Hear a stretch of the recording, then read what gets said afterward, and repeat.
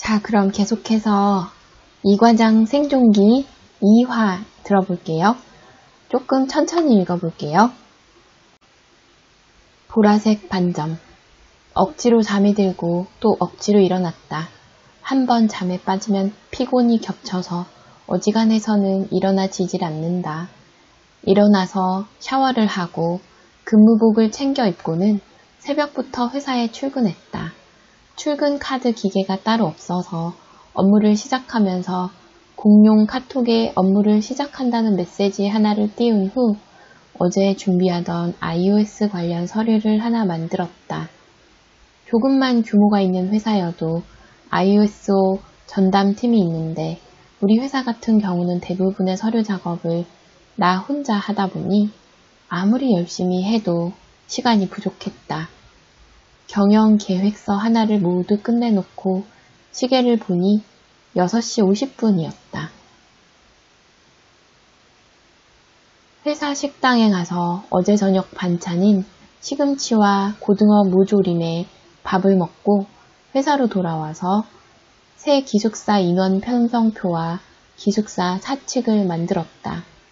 기숙사 사칙은 회사 전담 노무사와 상의해서 노무사가 보내준 표준 양식에 내가 우리 회사 특성을 가미해서 작성했다. 난 노무사 자격증은 없었지만 이직과 퇴직이 잦은 생산업체의 특성상 노무 관련 업무에 꽤 밝은 편이다. 8월쯤인가 김 대리가 그만둘 땐 아예 노무사에 의뢰하지도 않고 내가 회직 관련 내용 증명을 보내기도 했었다. 교회 시간이 지나고 청소를 감독하고 다시 업무에 빠져들었다. 제과 업체와의 미팅이 있어서 준비해야 할 게 많았다. 컴퓨터 앞에서 좀처럼 움직이지 못하고 계속해서 작업을 이어가는데 핸드폰으로 이메일이 도착했다는 알림이 떴다. 회사 공용 메일에 들어갔더니 망할, 불량이 떴다.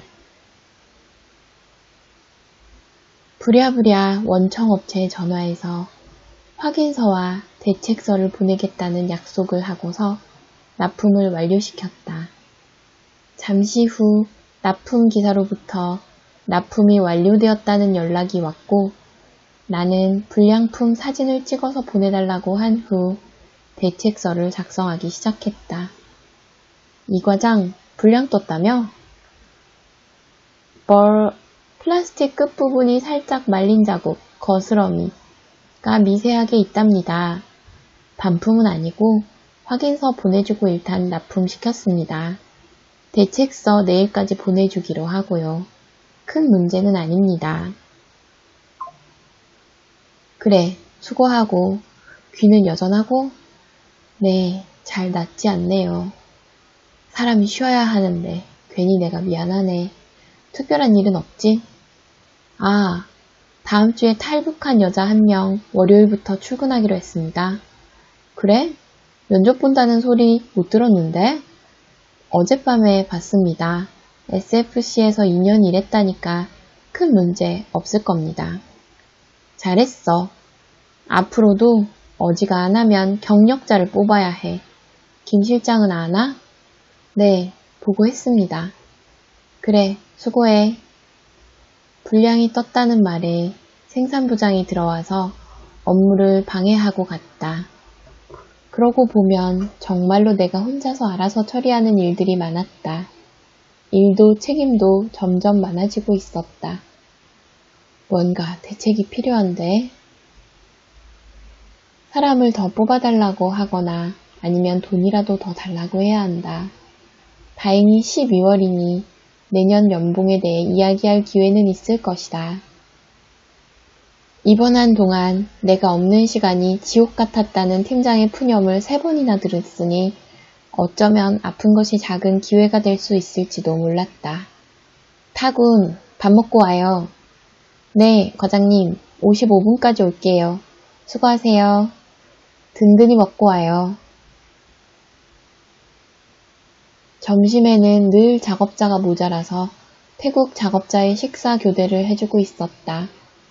생산직으로 입사한 것은 아니었지만 간부 직원이 되려면 기본적으로 기계의 작동법이나 고장의 간단한 수리 정도는 할 수 있어야 한다. 난 입사하고 처음 3개월 정도 주야간을 뛴 적도 있어서 원료 배합부터 기계 작동, 포장 작업과 지게차 적재 작업을 모두 할 수 있는 몇 안 되는 사람이다. 1시간은 금세 지나갔다. 5분 정도 일찍 돌아온 타군이 화장실을 다녀오겠대서 그러라고 하고 작업 지시서에 1시간 동안 내가 작업한 내용을 모두 기록했다. 별다를 것 없는 일상이 지나갔다. 특별한 일이 없으면 점심은 내 부하직원이라고도 할 수 있는 방경주와 함께 먹는다. 원래는 내 직속 부하로 들어왔는데 격리 작업을 하는 성 팀장님의 임무가 과중하다고 해서 1달 정도 일을 가르치다가 빼앗겼다. 업무가 과중할 때에는 한 번씩 일을 부탁하기도 하는데 기본적으로 엑셀과 파워포인트, MS 워드를 모두 다룰 줄 아는 나 이외의 유일한 사람이라서 챙겨야 하는 인원 중 하나였다. 과장님, 식사요? 응, 먹으러 가자. 점심 뭐야? 카레라던데요? 과장님 카레 좋아하세요? 응, 그냥저냥 좋아하지. 경주씨는? 전 그다지요. 과장님 방에 컵라면 있죠? 응, 하나 꺼내다 줄까? 네. 방경주는 입이 짧았다. 편식이라고 할 수 있는데 점심 반찬이 입맛에 맞지 않을 땐 늘 내 방에서 컵라면을 찾는다. 정작 나는 컵라면 같은 것을 거의 먹지 않았지만 방경주 몫으로 종류별로 컵라면을 사놓을 때가 많았다. 카레를 먹고 방으로 돌아와서 잠깐 20분 정도 눈을 붙였다. 낮잠은 아니고 그냥 눈을 감고 있는 것인데 이 정도만 해도 피로가 어느 정도는 풀린다. 알람이 울리자 방을 대충 한번 쓸고 나와 사무실로 돌아왔다. 그러고는 버러 현상이 일어난 원인을 대강 적고 대책서를 만들어서 팀장의 책상에 놓아두었다. 팀장은 사장의 아들이었는데 사람은 착하지만 일을 잘하지 못했다. 외국에서 유학하다가 사장에게 불려온 경우였는데 내가 들어온 후 사무실에서 밀려나 본격적으로 사출 기술을 공부하는 중이었다. 그와 나는 어느 정도 자존심 싸움을 할 때가 있었는데 고지식하기만 하고 사람의 비위를 맞출 줄 모르는 팀장은 늘 내 상대가 되지는 못했다. 외국인 직원들이나 방경주도 무슨 일이 생기면 코앞에 팀장을 두고서도 나를 찾아서 한동안 그것으로 눈총을 좀 받았다. 한 번은 사장이 있는 전체 회의 시간에 회사에서 내 대우를 너무 해주지 않는다고 방경주가 팀장을 들이받는 바람에 괜히 나만 곤란해진 적도 있었다. 오후 일을 정리하고 시사출 보고서를 작성하고 있는데 하루 종일 움직이지 않고서 작업을 해서 그런지 허리가 아팠다. 일어나서 스트레칭을 하고 있는데 팀장이 들어오더니 무심한 눈으로 나를 노려봤다. 내내 일을 하다가 잠깐 스트레칭을 한 것인데도 뭔가 기분이 찜찜했다. 팀장은 자신의 책상에 놓인 대책서를 대강 보더니 결제란에 사인을 하고서 내게 건넸다. 그러고는 음료수를 한 잔 꺼내 마시더니 아무 말도 하지 않고 밖으로 나가버렸다. 대책서를 생산부장님의 책상에 놓아두고서는 같은 내용을 이메일로 경영기획실장에게 보냈다. 보고 체계가 아무래도 이상했다. 모든 사료 작업은 어차피 내가 했다. 보고서 작성은 내가 모두 해서 팀장과 부장, 실장에게 보여주면 거의 확인하지 않고 통과되는 시스템이라서 책임감은 커졌지만 언제나 통과돼서 성취감 같은 것은 없었다. 과장님, 저녁 언제 드실 거예요? 중국인 작업자 한 명이 사무실 문을 열고 들어와 물었다. 얼른 시계를 봤더니 6시 55분이었다. 하루 일이 모두 끝나는 시간이었다. 하던 게 있어서 좀 하다가 8시쯤이요? 그러지 말고 오늘은 30분만 일찍 드세요. 그래요. 예련 씨가 한턱 내는 날이에요? 아니요. 균형이랑 은미랑 저랑 이렇게 같이 내는 거예요. 중국 요리 시켰으니까 같이 먹어요. 팀장님이랑 부장님은요? 모두 함께 하는 게 아니고 그냥 소소하게 탕수육 대짜 하나 시켜서 먹는 거라서요. 부를까요? 제가 얘기할게요. 괜히 서운해하거든요.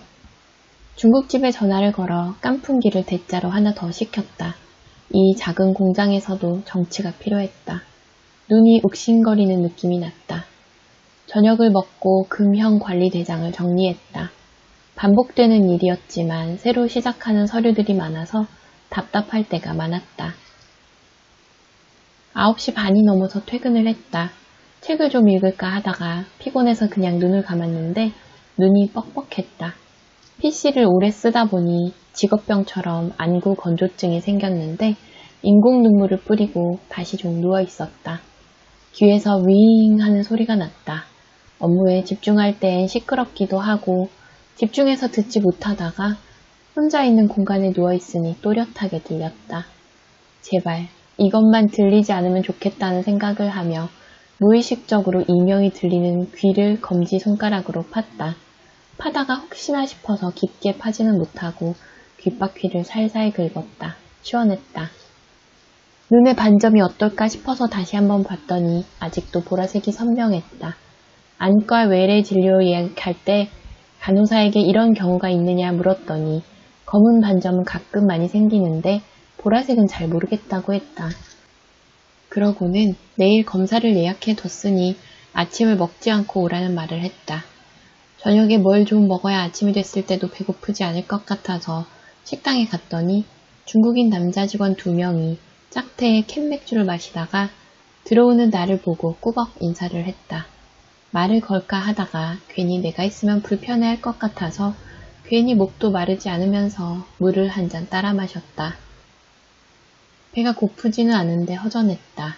장을 좀 봐올까 해서 차를 가지러 주차장으로 내려가는데 한국계 네팔인 수지씨가 내게 다가왔다. 과장님, 이 밤에 어디 가시게요? 아, 그냥 배가 약간 허전해서 토마토나 좀 사올까 해서요. 마트 가시게요? 네. 저랑 같이 가면 안 되나요? 괜찮아요. 같이 가요. 금방 나올게요. 같은 네팔인인 캄사라까지 따라 나와서 셋은 함께 근처의 대형 마트로 향했다. 딱 먹고 싶었던 생식용 토마토와 아직 녹색기가 남아있는 바나나 한 송이를 산 나와 다르게 두 사람은 살 게 많았다. 두 사람의 뒤를 따라다니며 카트를 끌어주고 있는데 반점이 있는 오른쪽 눈이 시큰거리는 느낌이 들더니 눈을 비비자 무슨 막 같은 게 떨어지는 느낌이 났다.